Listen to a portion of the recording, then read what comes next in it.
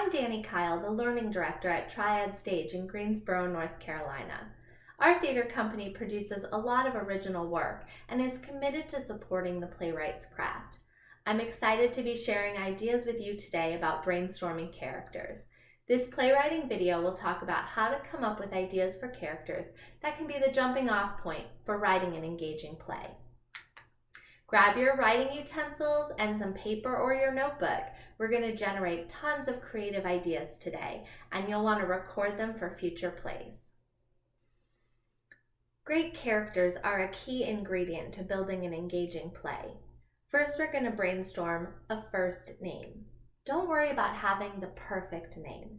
It can be one you like a lot, one you think is really fun, scary, old-fashioned, maybe Mackenzie, Dwayne, Rosa, Frederick. Okay, write your name down.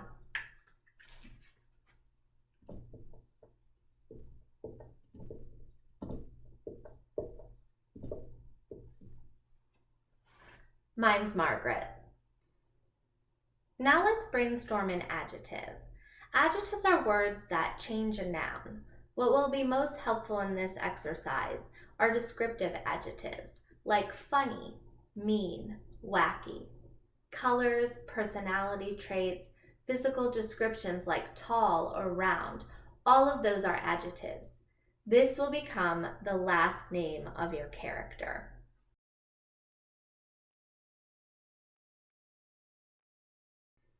Now that you have a name for your character, based on their name, what are 3 things that might be true about that person? Don't limit yourself. If they could be true, write it down. And also ask yourself, how old is this person? What do they do for a living? Where do they live?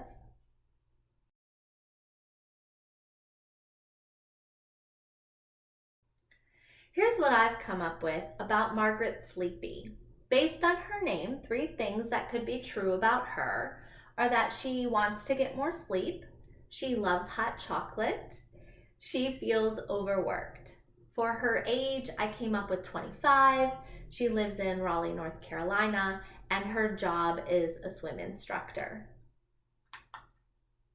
So now we want to give our character a conflict. What is a conflict? It's a problem that the character is facing. We can have conflicts with ourselves, with other people, with society, or with our environment. What is a conflict that this character might have based on what we know about her? So Margaret Sleepy might oversleep and be late for work, and their boss gets mad at her. What might be a conflict for your character? Are they having a problem with another person? Are they having an issue with something in their environment? Is there a problem with a group of people?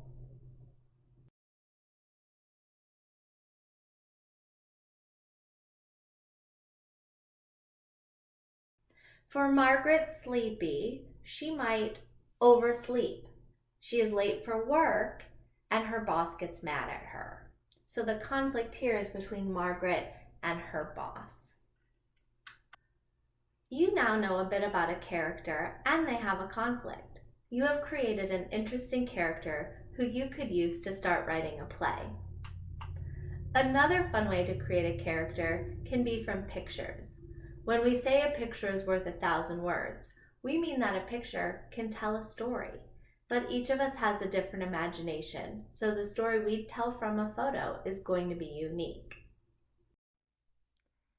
Here's a photo that we can use to create a character. This photo is from unsplash.com, where they have stock images in the public domain. First, I observed things about this photograph. There's a young woman who is dressed up. She's blowing red star confetti.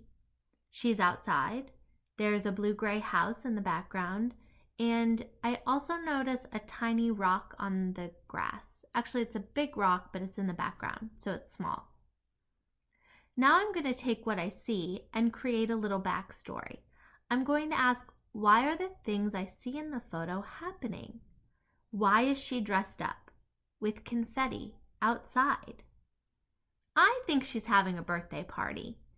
You maybe have come up with a different idea. If you have, go ahead and write it down. Now, a birthday party is fun to go to, but if a birthday party is going to be part of an exciting play, we also want there to be a conflict. A conflict is a problem that helps the audience stay engaged in a play. In the beginning, we are surprised by what went wrong. And then, in the middle, we wait to see what else will happen. And finally, in the end, we love to see how it all worked out. I can imagine a lot of things that can go wrong at a birthday party. Maybe the guest of honor is her father, who is not excited about having a party to celebrate getting older. Here's another photo that we can use to inspire us to create a character. Do this one on your own. First, make some observations. What do you see? What are the details in this photo?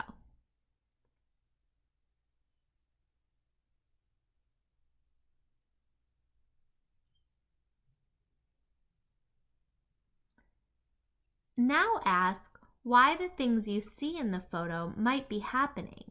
This will help you create the backstory. Finally, think about a conflict that could happen. You've created 2 characters today who could be part of an engaging play. When characters have conflicts, it helps give a play structure that engages the audience. People will keep watching the play to find out what will go wrong, what will happen next, and how will the character solve the problem or deal with defeat in the end. You can send me your character brainstorms. I'd love to give you feedback on what you've created and share some of those great ideas with y'all in the future videos. You can email me at learning@triadstage.org. I hope you'll join us for the next video in this series. We'll talk more about how to come up with conflict. Thanks everybody. We're looking forward to creating meaningful learning experiences during this time. And if you're able to support Triad Stage, please submit your donation today.